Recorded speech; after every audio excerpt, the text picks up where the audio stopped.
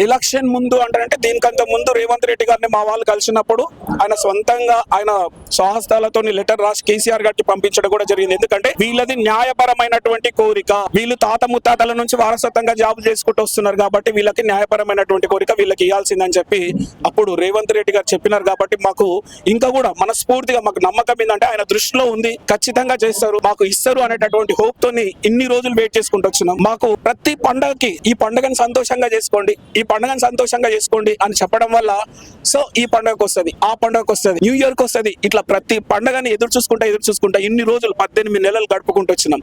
కానీ ఈ జాబు అనే ఒక్క మాటతోని ఈ 3797 కుటుంబాలలో అన్నదమ్ములతోని అక్క చెల్లెళ్లతోని మంచిగా ఉండేటటువంటి బంధాలు కూడా తెగిపోయినాయి అన్న ఈ జాబ్ వల్ల, ఈ ఒక్క విషయం వల్ల. అంటే అది వచ్చింది లేదు, మేము చేసుకున్నది లేదు, తిన్నది లేదు, చేసింది లేదు. ఎంత ఆప్యాయంగా అనురాగంగా ఉండేటటువంటి ఫ్యామిలీలు కూడా మొత్తం విడిపోవడం జరిగింది. వాడికి జాబ్ వచ్చింది, వాడితో మనకేంది, మేము వాడికి డబ్బులు ఇచ్చినాం, వాడితో మాకేంది అని ఈ విధంగా ఏ ఒక్క ఫ్యామిలీ కూడా సంతోషంగా లేదు అన్న వాస్తవం చెప్తున్నాం.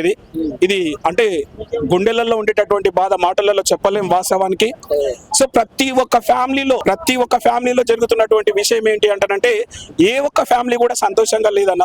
గవర్నమెంట్ సరే జాబ్ వస్తేనన్నా తర్వాత మళ్ళీ మంచిగా ఉంటామేమో, కలుసుకుంటామేమో, మాట్లాడతామేమో అనే ఇట్లాంటి ఆశతోని ఇన్ని రోజులు ఎదురు చూస్తున్నాం. లాస్ట్ ఇప్పటి వరకు కూడా మాకు ఈ రెవెన్యూ డిపార్ట్మెంట్ మంత్రి ఎవరైతే ఉన్నారో పొంగిలేటి శ్రీనివాస్ సార్ గారు ఇప్పటి వరకు మాకు ఒక హామీ కూడా ఇవ్వలేదు, కలవడానికి కూడా అవకాశం ఇవ్వలేదు. ఈ రోజు వెళ్తే అది ఆ విషయం పైననే సో ఇంతమందిని ఈ రోజు అరెస్ట్ చేసి పిఎస్లలో పెట్టినారు. అయితే ఇప్పుడు 3000 మందిని అరెస్ట్ చేయడం, 3000 మంది వీఆర్ఏలని అరెస్ట్ చేయడం మరి అక్రమ అరెస్ట్ అని అంటున్నారు. అక్రమ అరెస్ట్ అనట్లేదు, అక్రమ అరెస్ట్. ఎందుకంటే పోలీసు వాళ్ళు మాకు కూడా మేము వెళ్ళినప్పుడు కోఆపరేట్ చేసినారు.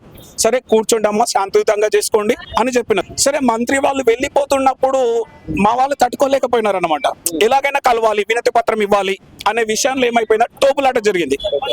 పోలీసు వాళ్ళకి వీఆర్ఏలకి మధ్యలో తోపులాట జరిగింది. వాస్తవానికి వాళ్ళు చాలా కోఆపరేట్ చేసినారు, వాళ్ళని అనేదానికి లేదు. ఎందుకంటే మీ కోరికలో న్యాయం ఉంది, ఓకేనా, మీకు న్యాయం మంచి జరగాలి, మీరు కూర్చోండి, శాంతియుతంగా చేసుకోండి అని చెప్పి చాలా సపోర్టివ్ గా మాట్లాడి మమ్మల్ని కూర్చోబెట్టిండ్రు వాళ్ళు ఫస్ట్. కాకపోతే మినిస్టర్ ఎప్పుడైతే వెళ్ళిపోతున్నారో మేము వచ్చిన పని అది, తన దగ్గర కలవడానికి వచ్చినాం, తనే వెళ్ళిపోతున్నప్పుడు ఇంకా ఎందుకు అక్కడ కూర్చోవడం ఎందుకు అని చెప్పి వాళ్ళకి మాకు మధ్యన తోపులాట జరిగింది. ఈ తోపులాటలో మా వాళ్ళని అందరినీ తీసుకెళ్లి అరెస్ట్ చేయడం జరిగింది. అక్రమ అరెస్ట్. ఇప్పుడు ఈ సర్వే విషయంలో కూడా మిమ్మల్ని ఖచ్చితంగా వాడుకుంటారు కదా, ప్రతి ఒక్క విషయంలో ప్రభుత్వం నుంచి చేపట్టే ప్రతి ఒక్క విధానంలో కూడా మీ వీఆర్ఎల్ కంపల్సరీ వాడుతున్నాం అన్న. ఇప్పుడు గవర్నమెంట్ వచ్చేటటువంటి మాకు ఈ జీవో ఇంప్లిమెంట్ చేసిన తర్వాత ఎమ్మెల్యే ఎలక్షన్, ఎంపీ ఎలక్షన్, ఇలా ప్రతి ఎలక్షన్ కి ఇంతకు ముందు 20,000 మంది చేయాల్సినటువంటి పనిని ఈ 3797 మందిని రాత్రింబవళ్ళు ఇప్పుడు ఈ డిపార్ట్మెంట్ లో ఉండేటటువంటి వాళ్ళు కావచ్చు, లేకపోతే హెల్పర్ ని తీసుకుంటారు. For day 200 rupees, 300 rupees, 400 rupees ఇచ్చి పిల్లల్ని ఇట్లా క్యారీ చేసేదానికి పిలుస్తారు కదా, వాళ్ళకి కూడా డబ్బులు ఇస్తారన్న. అలాంటి ప్రతిఫలం లేకోకుండా ప్రతి ఎలక్షన్ కి మేము రాత్రింబవళ్ళు అక్కడే పడుకొని డ్యూటీలు చేసినామన్నా. సో వాడుకోరు అనే దానికి లేదు, మాకు వస్తుంది కదా గవర్నమెంట్ జాబ్ అని చెప్పి ఎక్కడికి పిలిస్తే అక్కడికి, ఎప్పుడు పిలిస్తే అప్పుడు. మాకు రాత్రి పగలు అనేది ఉండదు. వీఆర్ఏకి ఎవరైనా చనిపోయినారు అంటానంటే అక్కడికి వెళ్ళాలి, ఆ ఇంటిమేషన్ ఇచ్చేసేయాలి. సో అంటే ప్రతి విషయంలో అనమాట, అది భూముల విషయంలో కావచ్చు, బర్త్ విషయంలో కావచ్చు, డెత్ విషయంలో కావచ్చు, ప్రతిదీ, హెల్త్ డిపార్ట్మెంట్ విషయంలో కావచ్చు.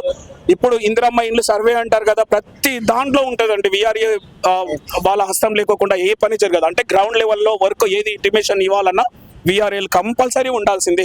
వీఆర్ఎల్ చేయని పని అంటూ ఉండదు ఊర్లలో. ఇప్పుడు పర్మనెంట్ ఎంప్లాయ్కి ఎంత జీతం అసలు? పర్మనెంట్ అంటే ఇప్పుడు మాకు మా దాంట్లో నుంచి ఇప్పుడు క్యాడర్ వైజ్ గా వెళ్ళిపోయినటువంటి వాళ్ళకి 23,000 నుంచి ఉంది, 28,000, 30,000 వరకు ఇంక్రిమెంట్స్ రావడంతో 30,000 వరకు అయిపోయింది. మేము మాత్రం అదే 10,000కి ఇంకా జీతంకి చేస్తూ ఉన్నామన్న. మా ఫ్యామిలీలు గడవకనే మాకు ఈ ప్రాబ్లం అవుతుంది. రెండు సంవత్సరాల దగ్గర వచ్చింది, 18 నెలలు. ఈ 10,000తో ఎంత అందరికీ తెలుసు అన్న. ఇప్పుడు మామూలుగా పూట గడవడం అంటే రోజు కూలికి వెళ్తే కూడా రోజు 500 తెచ్చుకుంటే 15,000 జీతం వస్తుంది. కనీసం తింటాడు ఉంటాడు అనమాట. ఈ 10,000తో తల్లిదండ్రులను చూసుకుంటాడా, భార్య పిల్లలను చూసుకుంటాడా, ఎట్లా గడుస్తుంది నా పూట గడవదు కదా. డౌట్ వచ్చింది మరి పైన ఏమైనా గమ్మాయిస్తారు అంటే మామూలుగా వీఆర్ఏలు, వీఆర్ఓలు, ఎంఆర్ఓ ఆఫీస్ పోతే ఏంటంటే ఏమైనా పని కావాలంటే పైనుంచి పైసలు గమ్మాయిస్తేనే పనులు చేస్తారు, లంచాలు తీసుకుంటారని ఒక పేరు. మరి దానికి ఏం చెప్తారు మీరు? వీఆర్ఏలకు లంచం తీసుకునేటంత అది ఉండదన్న. అంటే అంత అథారిటీ అంటే ఇప్పుడు నువ్వు ఒక సిగ్నేచర్ పెట్టి ఒక పని చేస్తే నువ్వు లంచం తీసుకుంటావు అని మాట్లాడేదానికి ఉంటుంది. వీఆర్ఏలు ఈ ఫైల్ పైన సైన్ పెట్టించుకురావడం వరకు అంతవరకే చేస్తారు వాళ్ళ పని. ఒక బర్త్ సర్టిఫికేట్ కావాలంటే దానిపైన సైన్ చేసి ఎంక్వైరీ చేసి వీళ్ళు మా ఊరి వాళ్ళే, వీళ్ళు ఇక్కడే పుట్టినారు, వాస్తవం ఇదని చెప్పి సైన్ చేస్తారు. కానీ దానికి డబ్బులు తీసుకొని పని చేస్తారు అనే దానికి లేదు కదన్న. ఇప్పుడు అట్లా ఒకవేళ చేసి ఉంటే ఇప్పుడు మనకు తెలుసు మీడియా ఎంత ఫాస్ట్ గా ఉందో తెలుసు. ఆఫీసులు అయితే అట్లాంటి జరగవు అంటారు. చెప్తున్నా నేను, ఎంత ఈ పాటికి ఎప్పుడో VRL ఇలా చేస్తున్నారని ఎప్పుడో వచ్చేస్తుండే అన్న, న్యూస్ వస్తుండే. అది VRL కానీ VROలు కానీ ఎవరైనా సరే MRO ఆఫీసులలో ఇట్లా జరుగుతుంది అని చెప్పి అది ఎప్పుడో మీడియా హైలైట్ చేస్తుండే. అందరికీ తెలుసు టెక్నాలజీ ఎంత ఇంప్రూవ్ అయిపోయింది అని చెప్పేసి. అంటే ఇప్పటి వరకు ఎక్కడన్నా కనిపించిందా VRL ఇలా చేస్తున్నారు అని చెప్పి? ఇప్పటి వరకు ఎక్కడ లేదు కదన్న. ఇప్పుడు మీది న్యాయమైన పోరాటం అంటున్నారు. మరి న్యాయమైన పోరాటానికి మరి అసలు ఎప్పుడు మరి మీకు మీ కష్టానికి లభించే ప్రతిఫలం ఎప్పుడు దొరుకుతున్నారు? అంటే ఫస్ట్ మేము అనుకున్న ప్రతి మంత్రులని వీళ్ళందరినీ కలిసినాం కదా, మినిస్టర్స్ ని కలిసినాం, ప్రజాభవన్ కి వచ్చినాం, వినతి పత్రం ఇచ్చినాం, CCLAకి వెళ్ళినాం, అక్కడ కలిసినాం, కలెక్టర్ ఆఫీసులను ముట్టాడు, అన్ని అయిపోయినాయి, అన్ని ధర్నాలు అయిపోయినాయి అన్న. లాస్ట్ అండ్ ఫైనల్ గా ఇప్పుడు 18 ఎంత ఓపిక ఉంటది అన్న మనిషికి. ఓపిక నశించే కొద్దీ ఒక్కొక్క స్టెప్ ముందుకు తీసుకుంటున్నారు అనమాట. మా వాళ్ళు కూడా ఓపికలు లేకుండా అయిపోతున్నాయి కదా. ఎన్ని రోజులు ఉపాసం ఉంటారు, ఎన్ని రోజులు ఇబ్బంది పడతారు, ఇంకా ఎన్ని అప్పులు చేస్తారు, ఎంత ఇంట్రెస్ట్ కడతారు, ప్రాబ్లం అవుతుంది కదా. సో అయితే మా డిసిషన్ ఏంటి అంటే నెక్స్ట్ ఆమరణ నిరాహార దీక్ష చేసేదానికి కూడా, అసెంబ్లీ ముట్టడి చేసేదానికి కూడా అన్నిటికీ సిద్ధంగా ఉన్నారన్నమాట. అలాగైనా వస్తేదేమో జాబు అని గవర్నమెంట్ తొందరగా మా కష్టాలను గుర్తించి త్వరగా మాకు ఆర్డర్స్ ఇచ్చేస్తే సంతోషంగా ఉంటామన్న. అన్ని ఫ్యామిలీస్ 3797 మంది కుటుంబాలు, అంటే మేము 3797 మందిని, కానీ దాంట్లో ఫ్యామిలీస్ అవి ఫ్యామిలీస్ అన్న.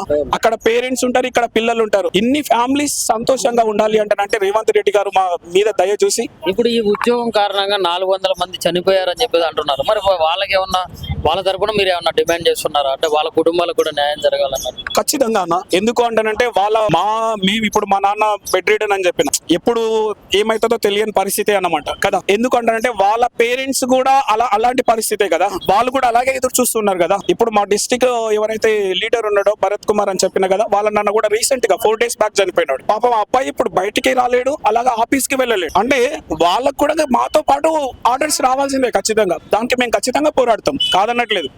ఎందుకంటే వాళ్ళ నాన్న చనిపోయినాడు, వాళ్ళకి జాబ్ ఇవ్వద్దు అనేటటువంటి అది లేదు కదా, జీవోలో అది ఇంకా మెన్షన్ చేయలేదు. మాకు ఆ జీవో ఉన్నప్పుడు ఎంతమంది ఉన్నామో, ఎంతమంది అప్డేట్ తీసుకున్నారో, సర్టిఫికెట్స్ వెరిఫికేషన్ కూడా అయిపోయింది మాది. దీనిపైన సర్టిఫికెట్స్ వెరిఫికేషన్ కూడా అయిపోయింది కాబట్టి దాని ప్రకారం మేము ఆర్డర్స్ అడుగుతాం అంతే.